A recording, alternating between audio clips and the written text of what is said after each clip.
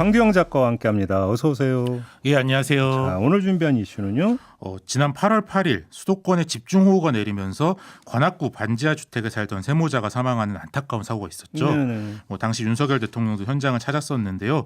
국토교통부가 어제 집중호우 등 기후변화에 따른 도시주택의 재해대응력을 강화하겠다면서 반지하 주택을 줄여나가겠다 이런 계획을 발표했는데요. 네. 과연 이번에는 서민들의 안전한 주거를 위한 실질적 변화로 이어질지 좀 살펴보려고 합니다. 서울시에서 발표한 건 그때 이제 있었는데 국토부가 나온 거네요 이번에는. 예, 그럼 국토부 대책을 좀 더 다시하게 좀 설명 좀 해주세요.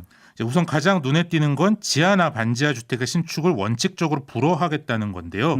지금도 이제 지자체별 건축위원회 심의를 거쳐 반지하 신축을 불허할 수는 있는데요. 실제로 이제 불허한 건이 1년에 뭐 한 손에 꼽을 정도에 불과합니다.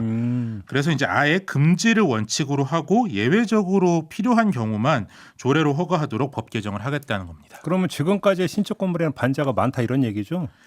그런데 이제 뭐 요새 아파트는 물론 신축 빌라만 봐도 반지하가 사실 거의 없죠.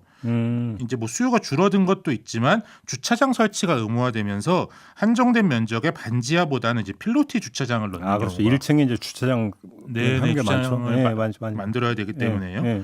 근데 이제 일부 원룸 건물에는 여전히 좀 반지하 신축을 하는 경우가 많이 있는데요. 이제 법에 구체적으로 개정되는 내용을 좀 봐야 원룸 건물까지 금지될지를 좀 알 수 있을 것 같습니다. 아니 근데 뭐 신축 허가는 이렇다 치더라도 지금 이미 지어진 반지하는 어떻게 할 건데요? 엄청 많잖아요. 그렇죠. 이제 사실 신축보다는 이미 있는 기축 반지하가 문제인데요. 이 부분은 점진적 단계적으로 없애나가겠다 이런 표현을 썼습니다. 네. 이건 이제 뒤집어 말하면 당장 눈에 띄게 줄여나가진 못한다 그런 표현으로 볼 수도 있는데요. 우선 이제 반지하가 많은 동네는 재개발 구역 지정 등 정비계획 촉진을 더 쉽게 해주겠다 이게 이렇게 밝혔는데요. 근데 사실 반지하가 많다는 건 노후 주택이 많다, 주거 환경이 안 좋다라는 것과 사실 비슷한 말이죠. 그렇긴 해요. 네. 주거 환경이 좋은데 반지하만 많은 동네라는 건 좀 상상하기 어렵잖아요. 네. 이제 그래서 이것 때문에 재개발이 안 될 동네가 되고 뭐 될 동네가 안 되고 그렇게 되진 않을 거라는 게 전문가들의 좀 분석이고요. 네. 또 요새 이제 부동산 경기가 워낙 안 좋아서 이런 식의 재개발을 추진하는 걸로 반지하를 없애려면 하세월이다. 뭐 그런 좀 지적도 그럼 있습니다. 다른 대책은 없어요? 반지하 없애는? 이제 좀 정부가 직접 나서는 방향으로는 반지하가 있는 주택을 공공이 매입해 리모델링해서 지상층은 공공임대주택으로 쓰고 지하 공간은 커뮤니티 공간으로 쓰겠다는 계획도 같이 발표했는데요. 그런데 이제 반지하 주택이 현재 한 30만 이상이라고 알려져 있는데 문제는 몇 채를 매입할 수 있느냐 결국 뭐 돈 문제겠죠. 이제 정부가 그런데 이제 올해 공공임대 예산을 크게 줄였습니다. 22년 대비 5조 7천억을 줄여서 국회에 제출했다가 좀 논란이 커지자 국회 심의 과정에서 그중 6,630억을 다시 증액하면서 결국 작년보다 크게 줄어든 17조 5천억 원이 올해 예산이 됐거든요. 네. 그렇게 예산이 줄면서 공공임대 사업 전체가 위축된 상황인데 반지하 매입 임대를 크게 늘리기는 어려울 것으로 보입니다. 근데 여기까지 들으니까 그러니까 첫 번째 느낌은 그때 그 수행하고 그 직후에 서울시가 발표했던 대책이 이건 거의 복사판 같은데요. 별로 다를 게 하나도 없는 것 같은데. 그것보다 뭐 실제로 약간 후퇴한 것으로 좀 볼 수도 있는데요. 이제 뭐 가령 반지하 매입 같은 경우도 서울시에서 그때 발표를 해서 노력을 지금 하고 있는데요. 이게 생각보다 좀 잘 안 되고 있습니다. 네. 작년 수해 이후 서울시가 1,000채를 2022년 내에 매입하겠다고 했었는데요. 기간 내 신청한 것 전체가 627채. 밖에 안 되고요. 실제 가격 협상까지 성공한 건 뭐 수십 채도 안 된다 이렇게 알려져 있습니다. 네. 이제 반지하가 많은 노후 주택 소유자들이 아예 재개발을 기다리고 있는 투자자거나 아니면 임대 수입, 월세를 당장 생활비로 쓰는 노인 인구가 많거든요. 네. 그러다 보니까 웬만한 가격으로는 팔 생각이 별로 없는 거죠.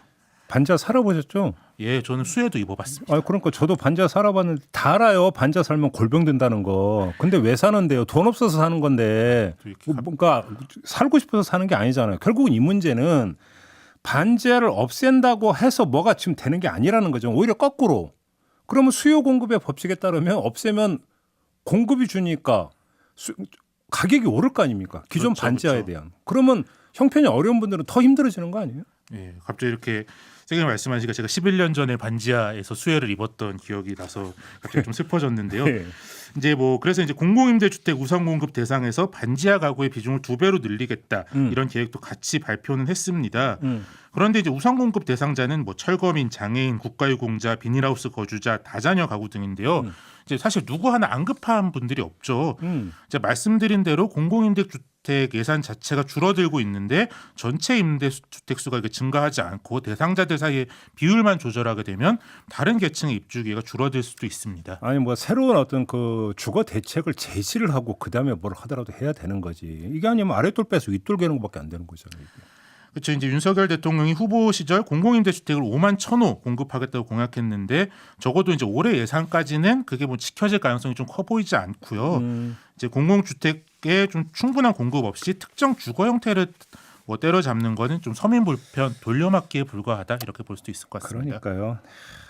알겠습니다. 이렇게 마무리하죠. 황교영 작가였습니다. 고맙습니다. 예, 감사합니다.